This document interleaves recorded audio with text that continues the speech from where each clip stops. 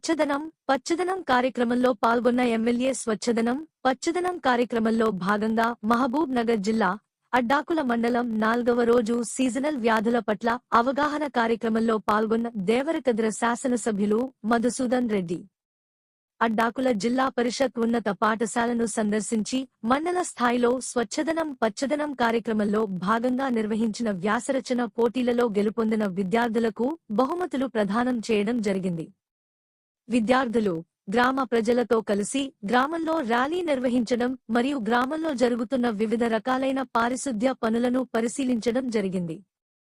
ఈ కార్యక్రమంలో తహసీల్దార్ మదన్ మోహన్ గౌడ్, ఎంపీడీఓ శ్రీనివాస్, జిల్లా కార్యదర్శి విజయ మోహన్ రెడ్డి, మండల అధ్యక్షులు శ్రీహరి, జిల్లా కిషన్ సెల్ అధ్యక్షులు నాగిరెడ్డి, మాజీ ఎంపీపీ నాగార్జున్ రెడ్డి, మండల ప్రజా ప్రతినిధులు, అధికారులు తదితరులు పాల్గొన్నారు.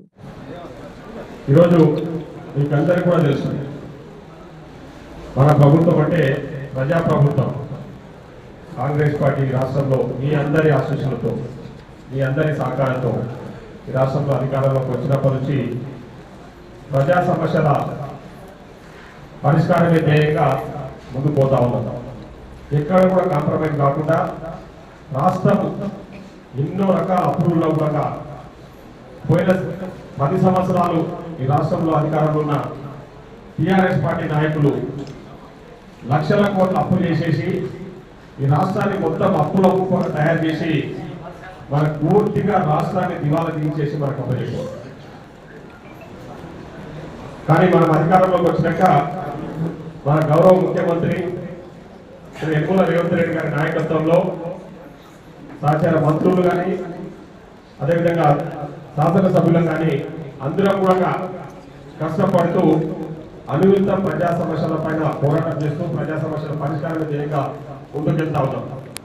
దాంట్లో భాగంగా ప్రజాపాలన ప్రజల వద్దకే ప్రభుత్వాన్ని తీసుకొచ్చేసి అధికారులు ప్రజల వద్దకే వచ్చి ప్రజాపాలన పెట్టి ప్రజా సమస్యలను తెలుసుకొని వారికి రావాల్సిన అందాల్సిన సంక్షేమ పథకాలన్నింటి మీద కూడా ఒక ప్రత్యేక కార్యాచరణ తీసుకొని వారి ద్వారా దరఖాస్తులు తీసుకొని ఎవరికి పెన్షన్ కావాలి, ఎవరికి రేషన్ కార్డు కావాలి, ఎవరికి కరెంటు బిల్లు మాఫీ కావాలి, ఎవరికి ఇల్లు కావాలి అనే విషయాల మీద పూర్తిగా ప్రజలందరితో సమాచారం తీసుకొని ఆ దరఖాస్తులన్నీ కూడా ఆన్లైన్ చేసేసి ఈరోజు ప్రభుత్వం దగ్గర సమాచారం పెట్టుకొని ప్రజలకు ఆ సంక్షేమ పథకాలు ఒక్కొక్కటిగా అందిస్తా ఉన్నాం. ఈరోజు మీ అందరూ కూడా చూస్తా ఉన్నారు.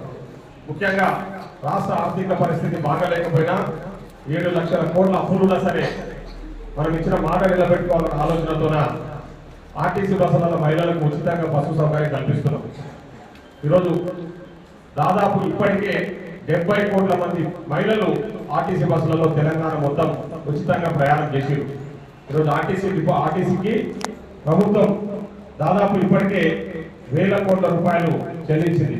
మహిళలకు ఉచితంగా బస్సు సౌకర్యం కల్పిస్తున్నందుకు 1000 కోట్ల రూపాయలు మన ప్రభుత్వమే ఆర్టీసీ బస్సులలో ఉచితంగా ప్రయాణం చేస్తున్నందుకు ఆర్టీసీలకు ఇస్తున్నాం.